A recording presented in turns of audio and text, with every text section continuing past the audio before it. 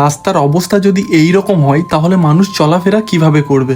এখন আমি দাঁড়িয়ে আছি মাঝিগ্রাম থেকে যে রাস্তাটা ভেঙেছে, আইমাপাড়া, চাকুলিয়া, মাদপুর আর কি, যে রাস্তাটা যায় সেই রাস্তাটা দিয়ে।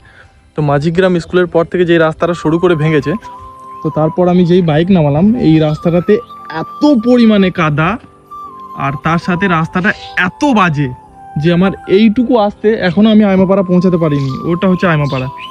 এইখানে এসে দাঁড়িয়েছি, প্রায় আধ ঘন্টা থেকে 40 মিনিট আমি আসছি এই রাস্তাটাতে। মানে কাদাতে স্লিপ তো করছেই, আর তার সাথে এরকম মাঝে মাঝে রাস্তায় এরকম বড় বড় গর্ত।